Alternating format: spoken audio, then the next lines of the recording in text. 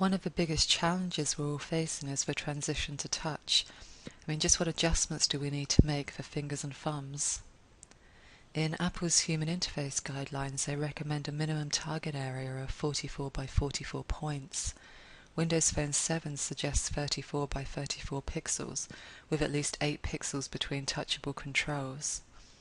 They recommend that you go larger if the touch target is close to the edge of the screen, as you risk accidentally hitting other controls.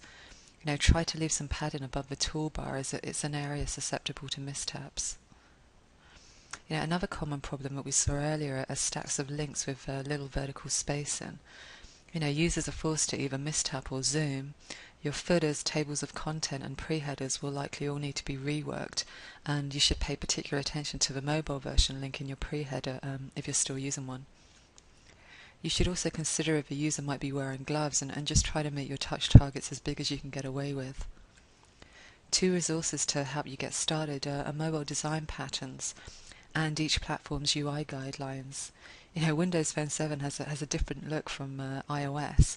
It made me laugh reading their guidelines, as it bluntly states, try and be flat, not glossy. Do not apply lens flares. In other words, they're telling you to ditch the iOS aesthetic. When reworking email navigation for touch, we can use the iPhone tab bar as a guide. It's 49 pixels high, with a 5-button limit. BlackBerry also advises 5 max, and it's positioned at the bottom of the screen where your thumb rests. Primary controls go left, making them easy to reach with your thumb if you're right-handed, and less popular links go right, as it's awkward to bend your thumb back. I've started to justify the unsubscribe link. You can see here in our newsletter, so it's out of harm's way. I also think it helps to add text hints to icons to reduce confusion. This year, Gap redesigned its navigation for touch. They increased the font size and spacing while reducing the number of tabs. Though making the navigation scalable on mobile devices, it slightly overwhelms on the desktop. No one seems to know quite what to do with the navigation. It's certainly a bit of a roadblock. You can either scale it up like we just saw with Gap, ignore it like Neiman Marcus, hide it or reformat it into a list view using media queries. So, this would become this. Though really you want to avoid ending up with a big stack of navigation on the first screen. I thought Techstars has an interesting solution. They've added a skip to content jump tag right at the top. So when you tap this, it basically jumps past the logo and the navi, and I think it might even jump past the first image and take you straight to the content. One thing I've been looking into is seeing if I can switch from a traditional navi like this into a list view that's positioned below the content rather than above. Designing for touch doesn't just mean making things bigger, but re-evaluating the placement of each element. We have to make adjustments for ergonomics and user expectations that might be in conflict with desktop conventions. So if we compare the email on the left with Gap's mobile site on the right, you'll notice it's the same creative, just given a different treatment. Now, not only is the navi positioned differently, but the store locator is given increased prominence on the mobile site. Mobile users may benefit from a different content hierarchy, or occasionally different content altogether. Lastly, there's a big difference in file size. The image in the email is at 109K compared to just 38K on the mobile site. Even if you don't change your creative, you should still account for lower bandwidths. When it comes to buttons, mobile designers have learned that you can never be too obvious, as mobile users are often doing two things at once. Some conventions have already begun to emerge. You'll notice that all these buttons are at least 44 pixels high, positioned where the thumb naturally rests, and expand across the width of the page. That way it doesn't matter if you're holding the phone in your left or right hand. Even if a user is right-handed, they switch their phone to the left when eating lunch or having a cigarette, and then switch back again when they're done.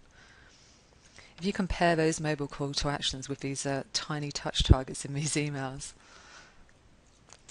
I think one obstacle, though, to be fair, is if you have a 600 to 800 pixel wide template, you'll need to make jumbo-sized buttons in order for them to be 44 pixels high when you scale them down on a mobile device. If increasing the size of your call to action makes you nervous, you can try expanding the URL so it covers a larger area than the graphic implies. With no hover state, it can be really difficult to know whether an element is linked, and 44 pixel high buttons take up a lot of room that could be devoted to content. These clickable product grids convert really well to finger-sized targets. The best examples use drop shadows to create a 3D effect, like these and these. You can see that these two certainly pop a lot more than the flat diapers example.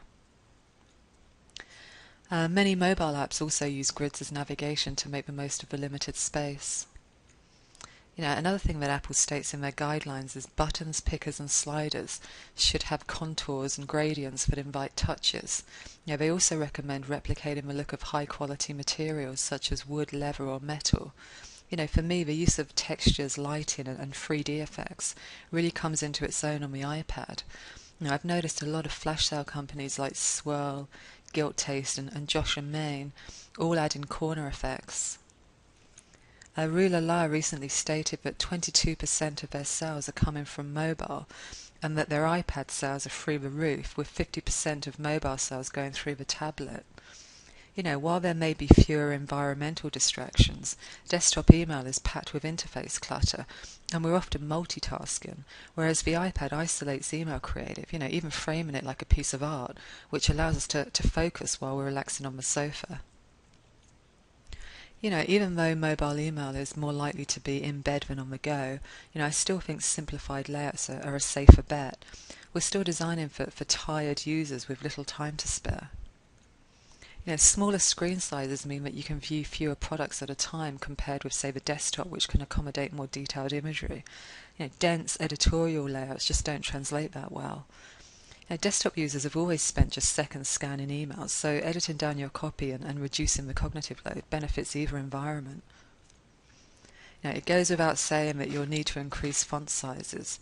Windows Phone 7 recommends no smaller than 15 points. Apple recommends a 17 to 22 pixel font. If you're up against the wall, I've found 14 pixels to be the absolute minimum. If you do use a small HTML font, the iPhone will automatically scale it up to 13 pixels. To disable auto-scaling, you'll need to add this line of code. If you don't, your Navi and pre-header will just end up a jumbled mess on iOS. Then my advice is just make your fonts bigger.